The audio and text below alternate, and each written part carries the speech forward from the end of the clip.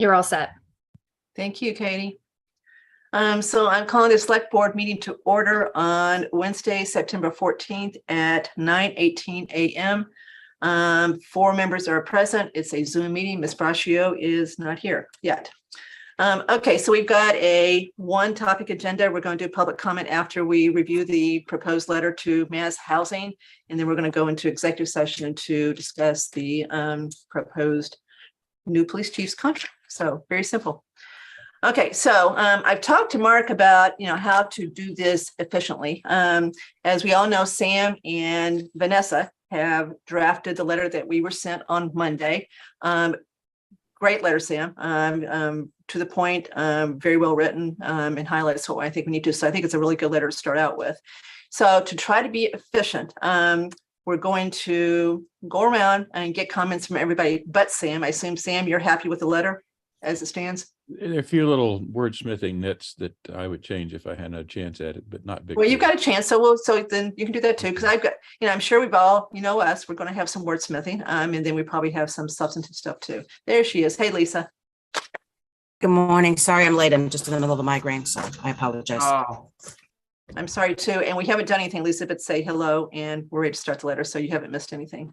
Thank you, Okay, Kathy. I'm sorry. Okay, so what I was going to do is do it in the order of where I think you've got the least comments to the most comments, which may sound a little backwards, but I've got a reason for this.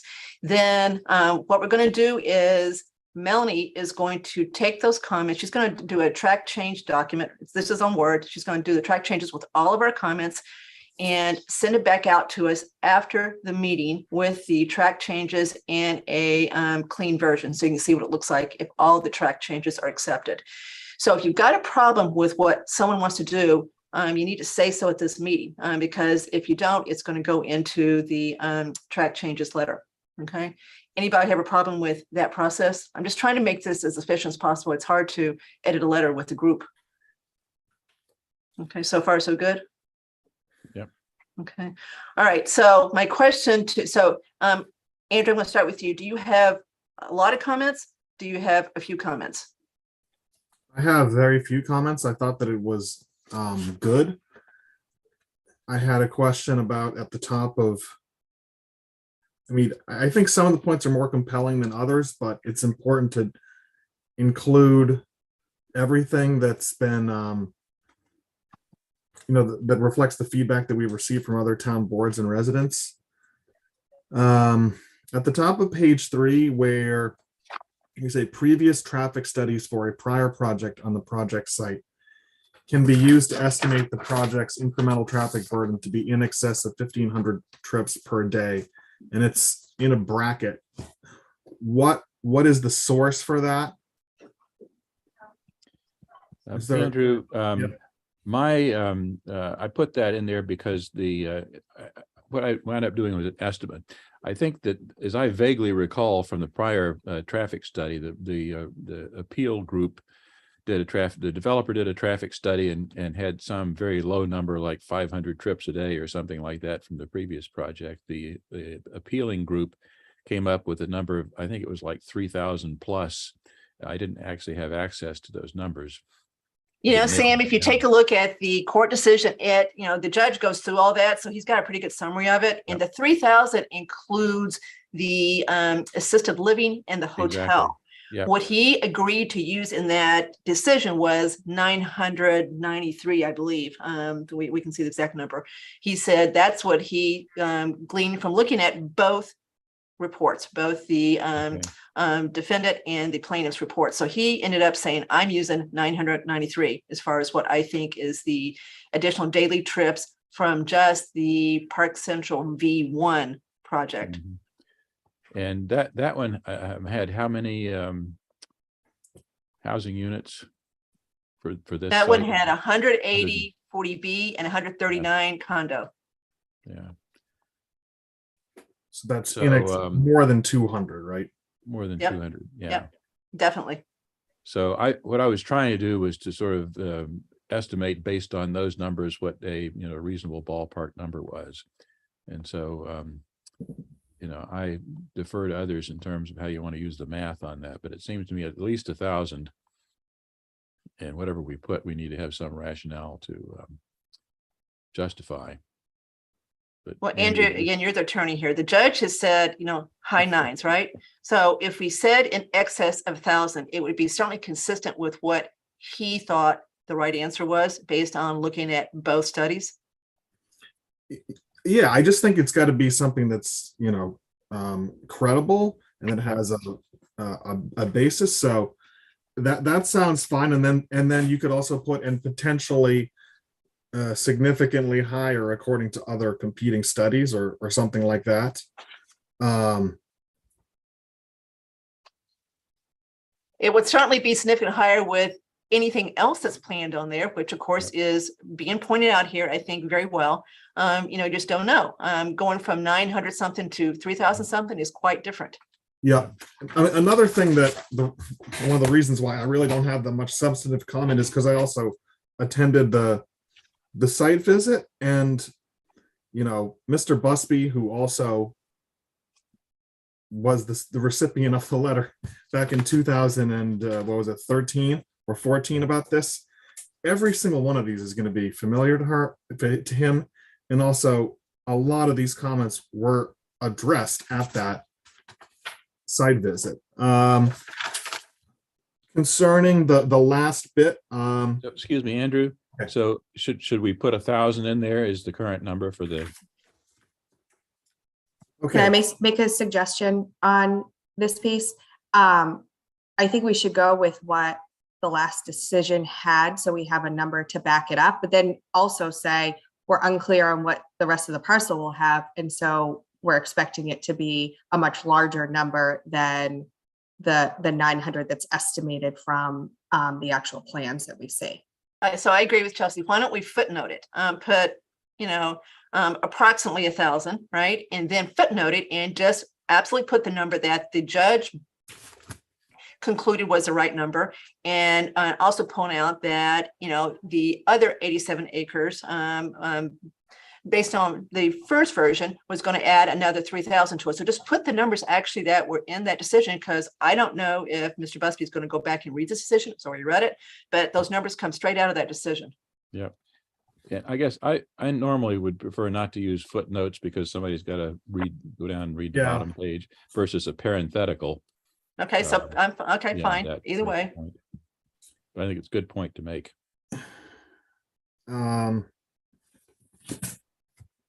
So I'm sorry, Andrew, not to interrupt, but just to note, so Melanie is in the background checking all of this off and that. So if there's something specific, to make sure that we get it in the letter the way the board wants it, I just want to be specific. So we're talking about approximately 1,000 trips per day, but is there any more detail that we want to put in there instead of, as Sam suggested, footnoting it? Yeah, We I do, put- and we've agreed what it is, Mark, and I will give that to Melanie when we hang up. I've got the court decision right in front of me. I've got it highlighted as far as the Okay. numbers. So I can Okay. give with the other four members' consent, I can add that parenthetical with the exact numbers in the court decision. Okay, Yeah, all right, and- thank and you. So- I saw per day parenthesis, then per Chelsea's comment.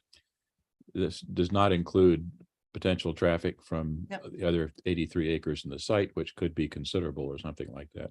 Well, I was going to put which in V1 was estimated to be the exact number that's in here. The judge puts that in the decision. Okay. All right. so do you want to just conclude this by talking about exactly what that sentence should say before moving on to the next topic, or Kathy, you want to just do it separately? Either way, I can do it. I think I know. So you're going to see it again. Remember, you're going to see this again. It's not Okay. being signed until we'll look at it one more time on the 20th. So you're going to see it again with the changes in it. So either way, I would say something like previous traffic studies for a prior project on the project site estimated the project's incremental traffic burden to be approximate, or you could to be at least blank, put in the number from the decision trips per day, comma, and there were other competing studies which suggested the incremental traffic burden would be significantly higher, period. None of those prior estimates accounted for the significant additional traffic burden associated with contemplated future development that the applicant may be considering and about which the town currently knows very little or something like that. Okay, I got it. Right. Good. So everybody's okay for me to take what Andrew said and add that to the letter? Okay, all right, okay. Next, Andrew. I really thought it was very good. I don't really have many other substantive comments other than that, the bullet point about the covenants at the end. I think that's probably the best way of framing it. I mean, I do like this letter, I thought it did a good job of summarizing everything. Just that we asked Mass Housing confirm that the project is currently allowable pursuant to the covenants. The way I read the language in that page was that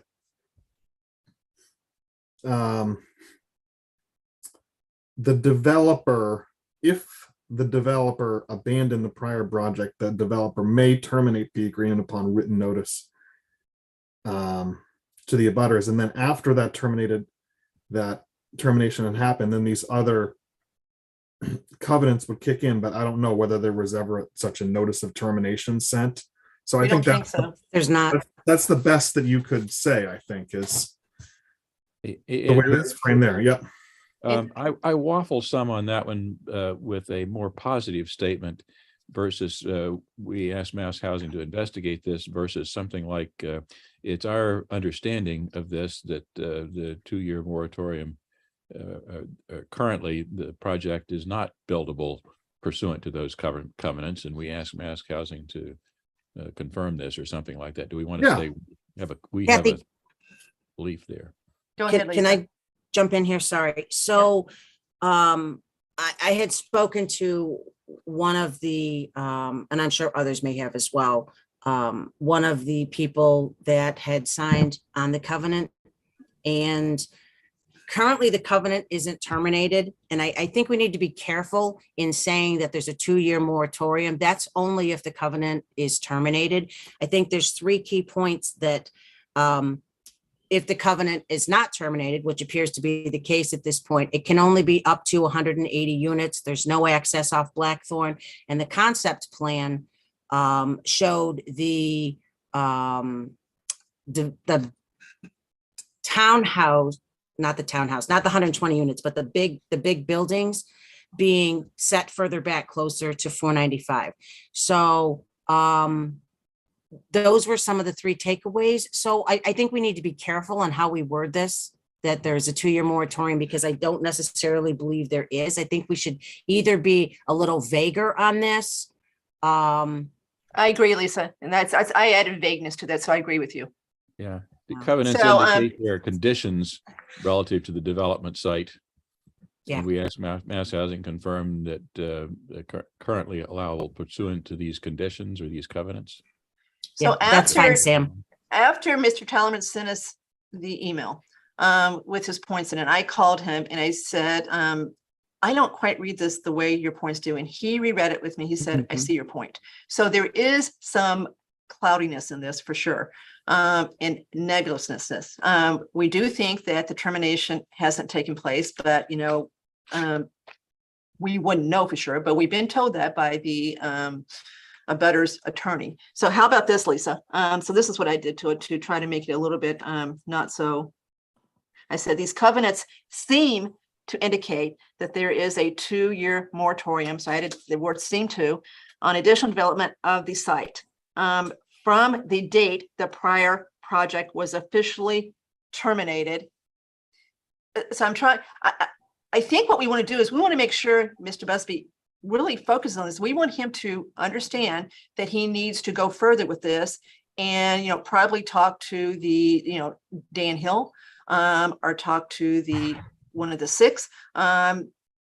There's only so much we can do, but we need, our job, I think, is to point this out to him so he knows that there really could be an issue here, a major issue.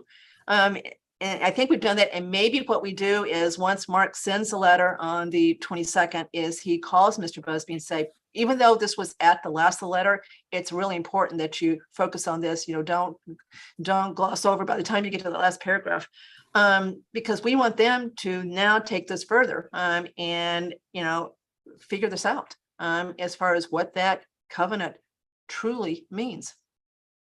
Well, what about also at the last sentence of the bullet saying, we ask that Mask Housing carefully review all the covenants in this document and confirm whether or not the project is currently allowable pursuant to these covenants, or something like that. I like that. That's Sam, good. Chelsea? Good, yeah. Yeah. So everybody's nodding yes to that. Okay, all right, so that sounds good to me. But I still like the idea of Mark making sure that that paragraph is seen. Do we want to lead with that paragraph? Well, that's my point. You got it at the very last, right? And it's, Yeah. to me, it's really important. Yeah, Well, maybe you move it up in the bullets. You make it the first I'd bullet. lead with it. Yeah. Get his attention, so the additional comments, this would be the first additional comment. right? Yeah. And also, what about on your first page where you say, our select board strongly requests the Mass Housing not issue a project eligibility letter unless such letter includes following key requirements. And you know, That would be another requirement. Yep. yeah, confirmation that the contemplated project is in fact allowable pursuant to the covenants recorded at blah blah blah. But think about what Described you're fully saying. below. Is this really a key requirement? To me, this is kind of the whole, if there really is a moratorium here, then I think you lead off with that. You got to get through that first before you do anything else. So I don't know if this would even be a key requirement. If there really is a moratorium on this, and and hadn't even started because the termination letter has never been sent, then that to me may stop the whole process. And there is no letter to come out because they're not eligible to even apply right now.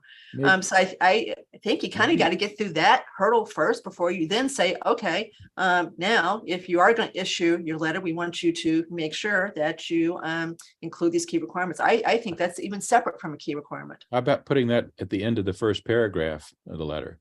Well, yeah, my suggestion, I took a look at that, and you've got to find it, you could take that last sentence of the first paragraph, break it out into a next paragraph, and then build off of that with that bullet point that, this needs to be addressed before anything Right. else is considered. But then I'm not sure that closes up the first paragraph properly.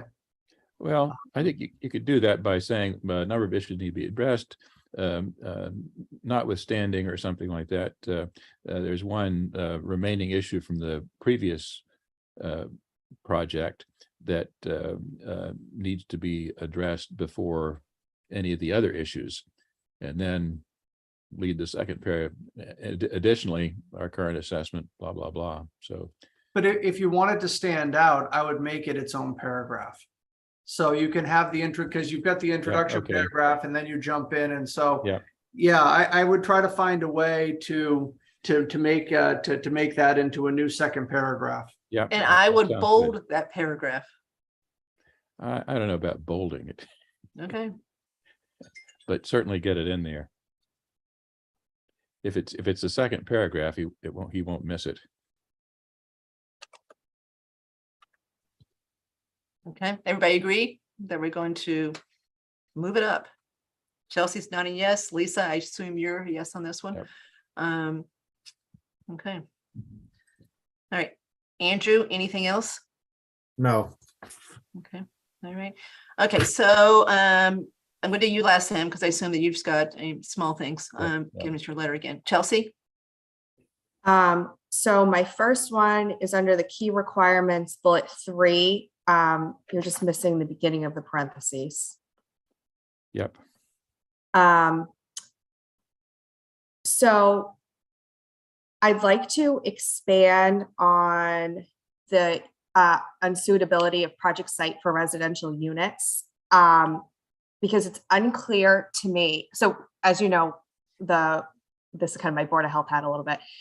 We're dealing with some noise complaints in town, and I am unclear on what actually will be removed from the site that would block noise from 495 to the current residences that exist there. So I want to understand the mitigation that's going to be done for noise, because anytime you change topography and that kind of thing, you can increase sound noise. So I want to make sure that we include something related to that from a technical perspective.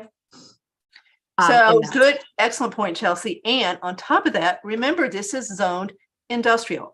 Okay, so what if another big, truck laden facility is put there, like Ken's Foods that has lots of trucks, right? What's that going to do to the people? I mean, they're going to be really happy when they see what they've moved into, right? As far as that goes, if I were wanting to buy a unit there, I'd be really concerned about what was going to happen to the other acres before I committed, and ended up with something around me that I really did not anticipate. So I think that is a really good one to flush out as far as that goes. And we can, quickly talk about the example we're facing today, as far as that being a real issue that we are dealing with currently. So that's a really good one. So how would you change that, Chelsea? Well, that's the next question. Well, my suggestion would be you probably add something under the unsuitability of project site for residential units. Yeah. Right. And I would include things like unclear about how the topography is going to change, and expand on the proximity to 495. And you could even add in there something about, currently in town, we're dealing with this with that particular neighborhood on the other side. And it's been, a long process to figure out. So what kind of, I think the question is, what kind of mitigation are they planning to do to absolve any concerns there? To mitigate the noise issues. Yeah. Well, and we need to and I'm no sound expert, but I think what we would ask them to do is to actually model based on what would change the sound that would be received at the residences, including the new ones that they're suggesting. Not to overcomplicate this, but doesn't this dovetail into, we have no idea what they're doing with the rest of the site? Yeah. So what they're going to do with this piece and the impacts from this piece may seem okay, but it may not be suitable or sufficient depending on what else is being done. But Sure. whatever happens with the rest of the site is going to add noise as opposed to remove it. So if Chelsea's suggestion is followed up on and they model for this site based on current 495 noise, and it's a problem, then it's certainly not going to get any better with other stuff. So Which does not even include the impact of whatever is going to else be done there. So I think we continue to Right. emphasize there's still 83 acres hanging out there that can really change the character of it based on its current zoning as industrial. Okay. Right. All right. So Chelsea, do you trust Sam and Mark and I to get that in there? And you'll Sure. see it. Have a chance. Okay. Mhm. All right. As far as Yep, that's fine. I think you get my point. Yep, we do. So, yeah. Absolutely. Excellent point. Okay. Next is, okay, so the second bullet talks about the differences in the stories. But I didn't see that expanded on in the sections below, and I didn't know if we wanted more around that about, how it's going to be essentially double and what kind of, it's unclear to me from the plans, the type of light blockage that would happen at the current residences if you have a higher building between the sun and a shorter building. So I didn't know if we wanted to expand on any impact from that and how it doesn't really fit with the current layout of the neighborhood. from a light standpoint, Chelsea, the sun actually comes up sort of from the south there. So in other words, the 4-story buildings, I don't think are going to be blocking the sun as if they were, sort of to the south, if you will, of the neighborhood, and the sun arcs around on the south. I think that would be more of a factor, but certainly it has an impact, and it's not a bad point to raise to say, light shadowing or whatever on the neighborhoods. And again, I was trying to keep the quantity of text down a little bit. So I know. I agree that the size of the letter is good. He will read this letter, right? This is a readable letter Right. that, you don't have to pick and put down. So I don't think we should expand the length of it, but adding, one sentence to emphasize what Chelsea just said, as far as, we're also concerned about, the effect of a, twice as tall building on the light. That's not going to impact the size of the letter or length of the letter. I wonder where that would go. I'm not sure we do another paragraph or I something. mean, would you include? I don't You know. don't- I think you're including it in the same place we just talked about the noise impacts. I mean, we really don't have it. When you look at unsuitability of project site for residential units, we don't have, I hadn't noticed that, Chelsea, but that is not something that was expanded upon, but it looks like that's going to be the catch-all for this type of stuff. I agree. Okay. So I you couldn't- I may, think the- you may want to add a sentence on after that in terms of the impacts of the project for the abutting neighborhoods. And I Building can't do it off the massing, top of my head, but yeah. building massing could adversely affect, light and shadows for the, So Mark, are you saying add under additional comments, another bullet for this? no, Or are you saying No. go back to the No, bullet on page one? On page 2, Kathy, unsuitability of project site for residential units, where we just talked about, Chelsea was wanting to add the mitigation for the noise impacts, topography. I think another sentence at the end of that about the impact of the massing of the buildings on the existing neighborhood, or the abutting neighborhoods. for light access, whatever, yeah. Okay, I'm being dense here. Page 2? Page 2. Top point, unsuitability, another unsuitability. yeah, the- Okay, sorry. Uh, Okay, I was looking for a bullet. Okay. All right, so we're going to add it there. Is everybody agree? One sentence about the light, Yeah. possible impact of lighting, detrimental lighting impacts. Massing, Yeah, I buildings, think what yeah. Sam had said, massing of buildings and impacting abutting neighborhoods. And then again, when it goes out, people that are looking for the particular change can see if that actually meets what they're looking for, and then we can change off of that. All right, so Chelsea, are you happy with that as far as where it's going and what we're going to say? Yes. Okay. Yep. All right, okay. Yeah. And All right. my only other comment was around. And I don't know if other people feel this way or not, but my biggest concern is the traffic and safety for this particular project. So I would like to see traffic before the other paragraphs in starting on page 2 on the additional context points. I just think that's really my biggest concern. I don't know how others feel about that. I think that's fine. I'm fine with that. Okay. Well, given the first bullet point of It's the page 1 first was bullet. traffic, it makes sense to do that as first. So I think that, and I think we all agree that traffic is number one. If that problem could be solved, and the whole project stay off Flag Road, we would probably be looking at this a little bit differently. So just as an overall comment, then should those titled sections line up with the order of the bulleting? So like you said, traffic's first, so then move traffic up. And then conversely make any other changes just to kind of make it line up. I think that makes sense. Yeah. Okay. Yeah. And just one other question, I think, for the board is nowhere in here, at least I didn't see it, Sam, do we request a lower number of units? No, I requested. Do we want to do that? More affordables, but didn't Right. request the number be lowered. But I mean, maybe we could put that in. I had some comment about building massing or something here. I can't remember somewhere, but we could request that. I mean, Yep, you definitely say, you go into the 57 is what we need. We want him to do 60. but that isn't quite the same point. That was the No, safe it's harbor not. point. A building massing piece, smaller project. I guess, Chelsea, I'm not as concerned personally about, if you decrease by 50 units, that would be helpful, certainly. But that's not really what makes it or breaks it for me necessarily. And I also think, Sam, through the ZBA process as well, that could potentially lower the number of units based on feedback and, comments throughout the Yeah, process. They could. And I actually, Lisa, I'm okay with 200 units if they send the traffic out to Route 9.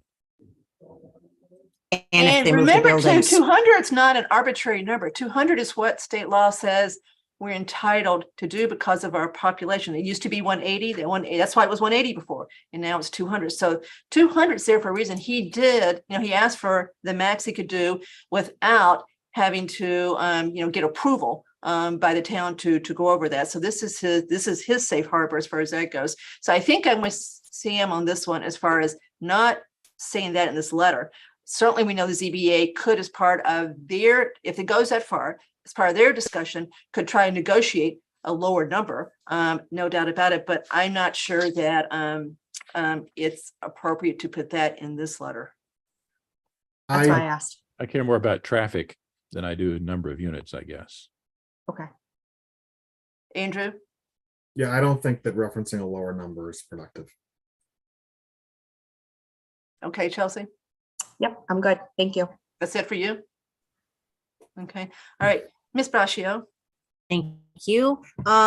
Just a couple of things that, again, I also thought that the letter was very well done and had incorporated a lot of the points and the feedback that we've heard from the public as well.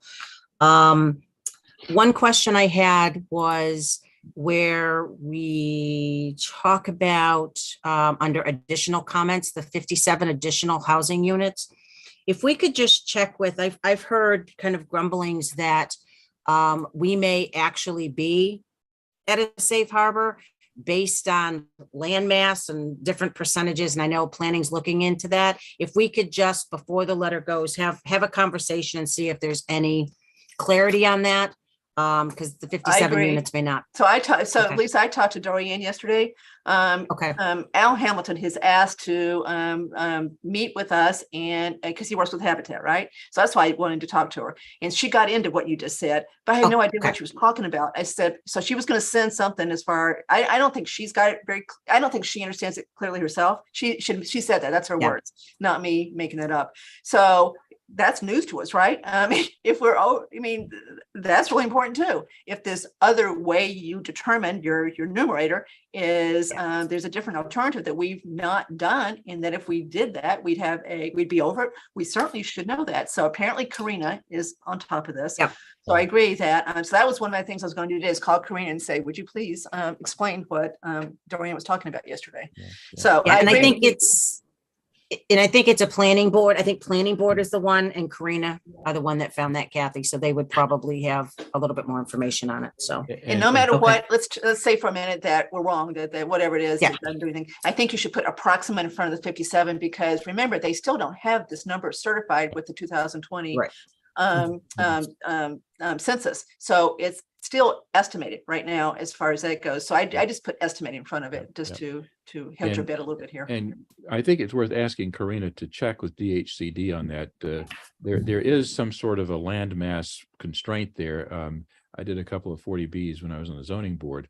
And as I recall, none of that came close to applying for us, but it's certainly Okay. worth double checking and getting a more official opinion from DHCD. They've got somebody there who actually tracks all that stuff very closely for all the towns. So that would be easy to verify, I think. And they might even have an estimate of what the 2020 census is likely to do for it. So any better data we can get on that would be helpful.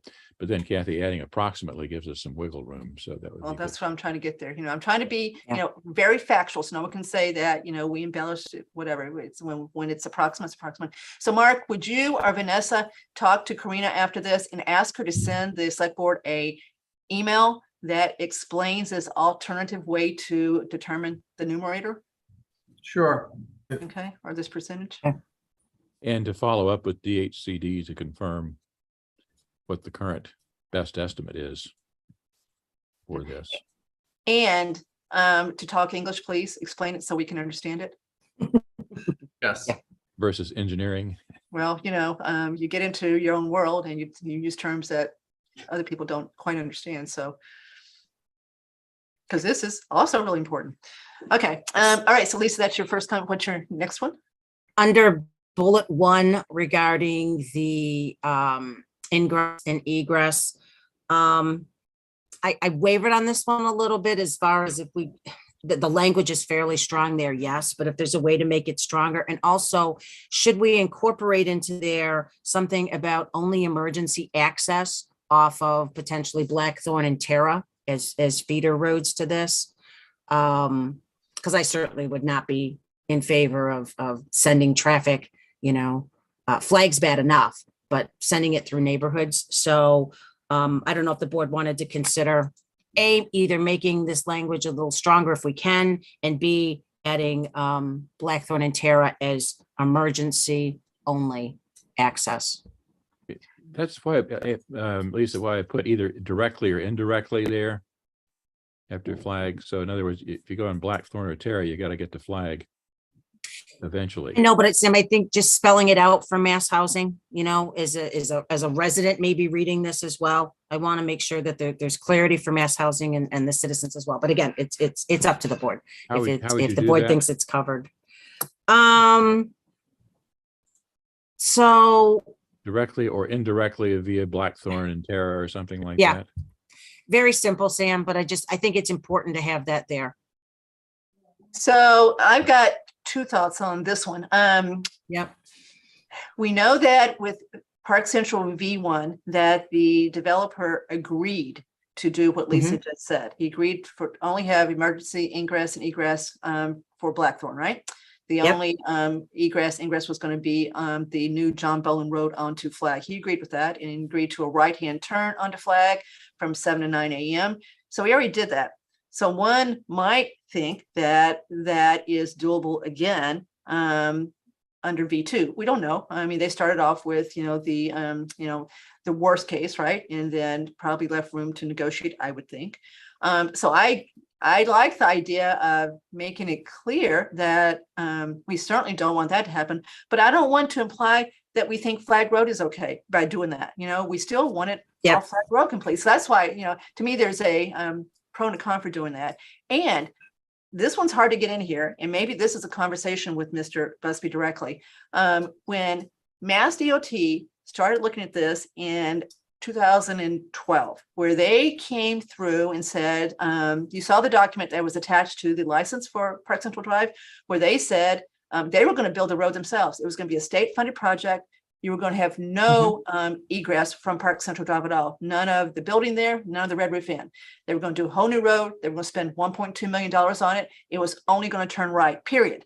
I mean, it was going to curve to the right, go to the right, but they still didn't like that. They still thought it was too much traffic onto Route 9 right there. It's still too close to 495 right there. So they still thought there's still a problem there. They still know, DOT knows, it's still a safety concern, dumping all that traffic onto westbound Route 9 right there. So I'd like for Mr. Busby to have that in his mind too, as he thinks about this. DOT, as we know now, is nowhere near doing a improvement project right there. I mean, when they do, they move slow. So we're years away from them doing something there, but they clearly understood because they said so in that there is a problem, that Flag Road's still too close to 495 too. So I'd like to get that in his mindset somehow, even if it's, Mr. Purple calling him and saying, make sure you go back and read, the DOT stuff, what they think about this too. They know how dangerous it is, dumping all this traffic westbound Route 9, then doing the loop to loop on 495 coming back east. That knowledge is there in the state. So long answer to what Lisa wants to do. I think there's a pro and con of what she wants to do. I'm not sure which one outweighs the other. So Andrew, what do you think? We could put that at the top of the next page there. We've got traffic and talk about MassDOT. Yeah. Work that in. Yeah. Discussions with MassDOT, blah, blah, blah.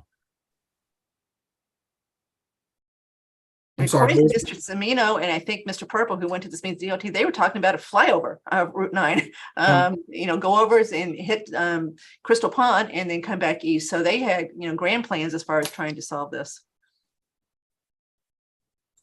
I think it's a good point, but again, later on, we do talk about traffic. We talk about MassDOT. You might add a sentence or so to that part.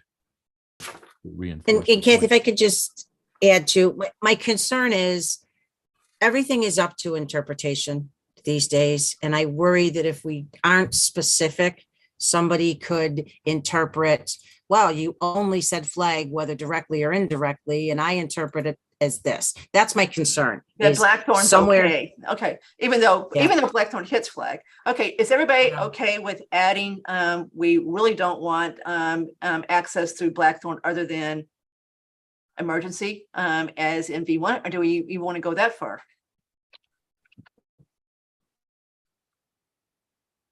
I'm not even sure I'd open that door.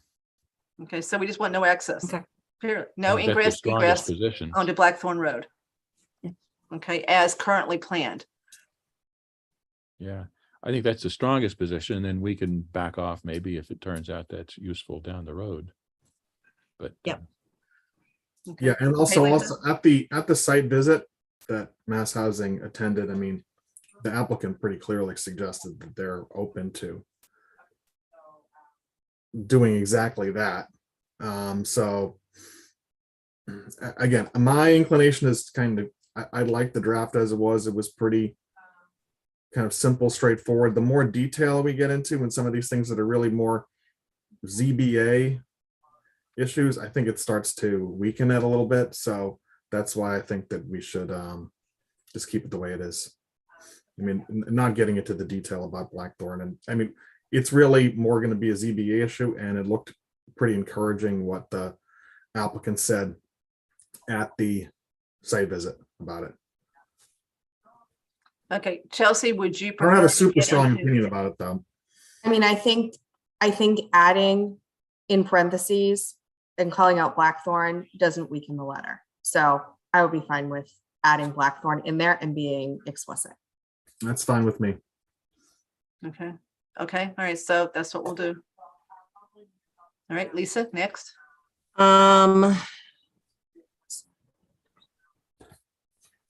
Okay, I guess my next point is some level of covered under bullet point 3, and I understand we don't want to increase the letter, and Michael Busby was there, but I think Freddie brought up a good, very good point regarding the additional, sorry, Freddie Gillespie, in case somebody doesn't know, at the site visit, when she talked about the road and the construction of the road coming in and out potentially if it accessed Flag Road, that the standards, if something industrial went in there, what would the standards and requirements be, and how would it change the road as the road would be constructed today?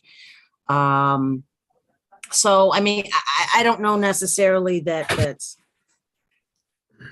how we would incorporate it in this letter. I just thought it was a very strong point, you know, for Mass Housing to consider as well. The infrastructure would potentially change, and that's why it's so important for the town to have knowledge of what potentially could go on the additional 83 acres.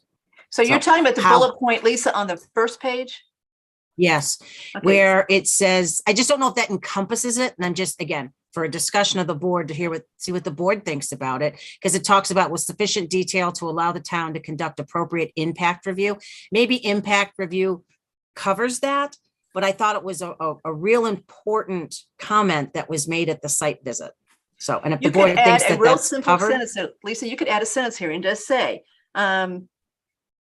the impact of the infrastructure impact to the other 83 acres could be significant or something like that. So we could highlight, we Okay. could emphasize that point by adding one sentence, I think, as far as what might be needed, depending again on what is planned for the other 83 acres. And I think that's a good point, Lisa. The bad news that I see there is that I don't think that has much impact on Mass Housing. Mass Housing is looking at building the housing project there.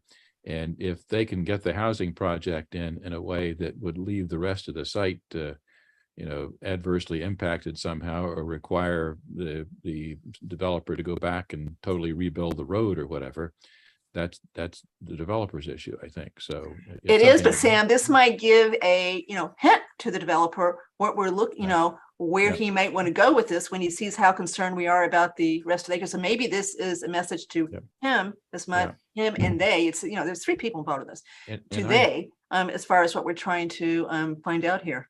I don't think it- object to including that. Sorry, certainly. Sam. I don't object. And I to think including too, this letter is some of the first comments from the select board.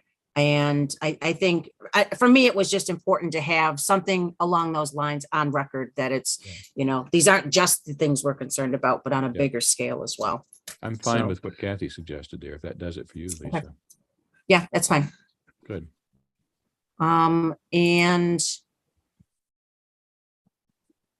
I guess that's it, Kathy, for now. Thank Okay. you. So, one of the beauties of going last is I can say, oh, you guys got all my comments. But anyway, I got a couple more. So I'm not going to do what I actually had some real nitpicks, but they're all nitpicks. This letter is well written. So I'm not going to do those. So I've got, I think, 2 substantive things. My big thing was dealing with the covenant, and we did that. So that's done. Okay. I would like to add, I want to make sure that Mr. Busby knows that the primary reason, so we go to page 2, 1, 2, 3, 4, 5th paragraph, the second one under roadway infrastructure, where we talk about the heavy vehicle exclusion. I want to make sure he knows that the study that we did was undertaken solely because of the concern of residents on Flag Road. We started this with the 2020 citizens petition. But I don't know that we would have done the study if that citizen petition hadn't come forward to put a truck exclusion on Flag Road. That's how concerned about this road we are. So this didn't start with Park Central. We've got all kinds of concerns about Flag Road. So I'd like to at least add a sentence at the end so he knows why we did that study. That was totally because of the concerns about the inherent danger on Flag Road as it exists today, notwithstanding what Park Central V1 and V2 might do to it. Okay with that? Okay. Good point. Well, Okay. I think that's all I've got that's up, and I'm not going to go back over my little one. So I think we're in good shape. Kathy, if I can go backwards under the, bringing back to that the roadway infrastructure, the sentence that says this road is also designated as a scenic road. I don't know what others think about taking that out, because every town, every road that was adopted as a public way prior to 1978 has been designated as scenic road. So it doesn't really, I think, make, I mean, if the applicant was asked to respond to this, that's one of the things they would say in response as well. Every road has been designated as scenic road. I think if you took it out and just went from saying how describing the road narrow, tree lined, and then get into this type of road is one of the primary reasons Southborough has been able to retain this bucolic character. It wouldn't subtract from what you were saying. I actually noted that too, but in a different way. Do we think Mr. Busby appreciates what a scenic road is, that he understands what a scenic road legally is? I'm sure he I think doesn't. Because I was going like- to add the site, I like- the chapter that it comes from. So I hear you, Andrew. But I don't know. I think I would leave that in there. I like the So concept. even though, yes, it was an automatic thing, if we had gone through and picked the roads that are truly scenic, Flag Road would probably be number 1 on the list almost, certainly top 5, right? So it is a scenic road, whichever way you define it, whether it's, by statute or by just looking at it. So I think I would leave it there. I agree, Andrew, that it probably doesn't make a huge amount of difference. On the other hand, I am compelled by the terms. Sounds Irrational. like I'm the only one, so it is what it is. You may lose this one. Chelsea, what do you think? I'm indifferent on it. Lisa? I'd prefer it stay. Okay. So it sounds like it's 2-1-1. Andrew. 3-1. No, so I'm 1. So 3-1. I lose. So, I'm going to yes, move on. overwhelming majority on that one. Okay. All right, so we leave that in there. All right. Okay, so everybody has spoken. Anybody else have anything to say before we reiterate what we're going to do from this point on? Yeah. Kathy? Uh-huh. One small nit for me in the key requirements, second bullet points. I would. Oh, remove sorry, Sam. I existing. forgot to go back to you. Sorry. Go That's ahead. okay. You got everything else. I would remove existing, just say abutting residential neighborhoods, Okay. redundant. As I looked at it again. Now, Sam, the structure of it, where the ask is that there not be a approval letter unless the letter includes these key requirements. Is that, I like the idea, but did you base that off of anything, or is there any precedent for that, or? That was midnight inspiration. Okay, Well, that was my question to Mark this morning. Is this? Yeah. It's So a key I'm- requirement. You've got it capitalized as if it's there someplace. Because I refer to it later. It's a defined term. Okay. So I come back later at the end and refer to it again, just to make it easier to refer to. So Andrew, you brought that up. Sam and I had comments about that. The one, like I said, again, everyone said it this morning, so I'll say it too. I thought the letter was well done. After the first iteration, I didn't have much involvement. It was Vanessa and it was Sam. But in that paragraph that Andrew points to, that not issue a project eligibility letter for the project unless any such letter includes at a minimum. And that terminology includes is included in almost the last paragraph as well. My question to Sam, and we didn't come to an understanding on it, was whether include should be addresses. I don't know whether addresses is a better way to put it, or it should be left as includes. I had changed it. I wasn't sure I liked it, and I left it as includes, but thought at least since we'd had the discussion about it, I would just mention that here as to whether. And I thought includes is a stronger term than addresses, I guess. is. But I'm certainly open. Well, I'll to give you a other stronger ways. one, requires. How about requires? Yeah, which would be okay with me too. So Andrew, if there's a better way to say that to make it more pointed, because what I was trying to do was sort of hit them between the eyes to start with, say, here's what we want. And But from Kathy, from an English perspective, I don't think you want to use requires twice inside of 5 words. Well, I would agree with that too. So why I actually like this and the way it was worded was Mass Housing can disregard anything they want within the letter, but I think it was a strong position of the board, the way that it was worded. And he knows that those bullet points are important to this board and they're key to us. So whether he disregards it or not, I actually liked how strongly it was worded. I don't have any changes to that. I just wanted to ask whether there was any precedent for it. no. I think we may be making precedent here, Andrew. The only thing I thought of was a parenthetical after it, say, Mike, go back and read this again. We really care about this.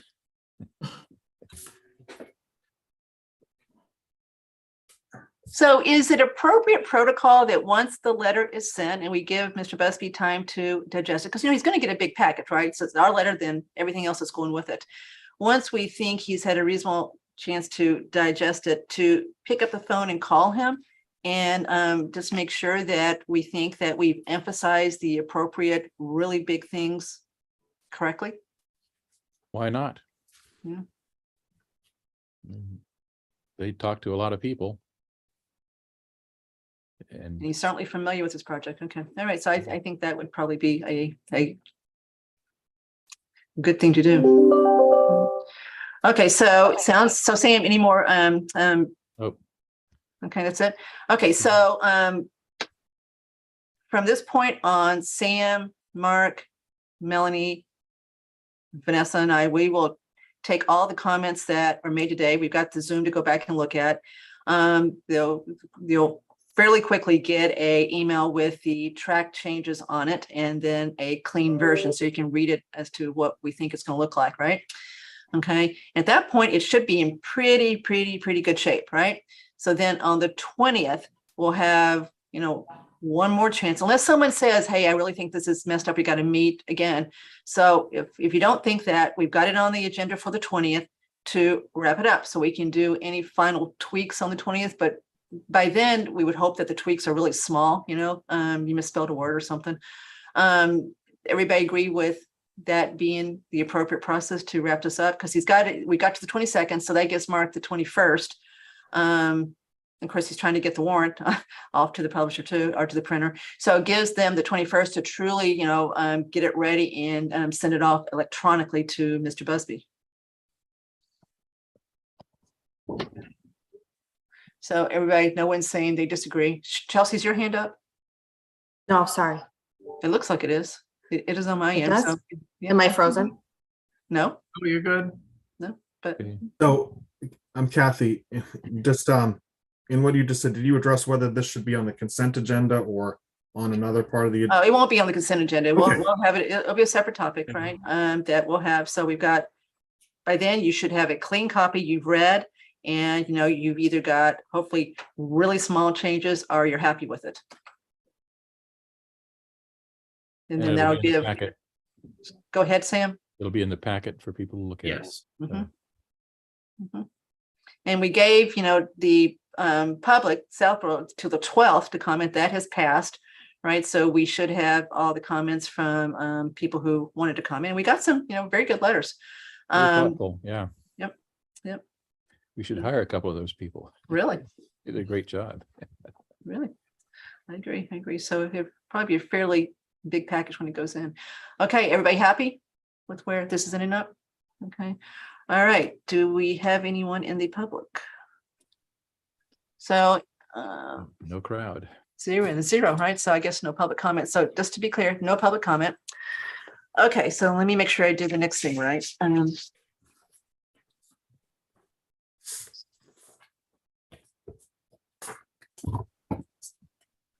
Okay, so the board is now going to enter into executive session per MGL Chapter 38, Section 21, and not return to open session to discuss the contract negotiations for the police chief using exemption 2, as the chair has determined that an open meeting may have detrimental effect on the town's position. Okay, now the motion that I'm going to make is to move to go into executive session to conduct strategy sessions in preparation for negotiations with non-union personnel and not reconvene in open session. I'll second. Okay, any further discussion? Okay, we're on Zoom, so roll call vote. Chelsea, Aye. Sam, Aye. Lisa, Hi. Andrew, Aye. and Cook is aye. So 5-0 to go into executive session. Okay, so I assume we got to wait for a minute to get the okay.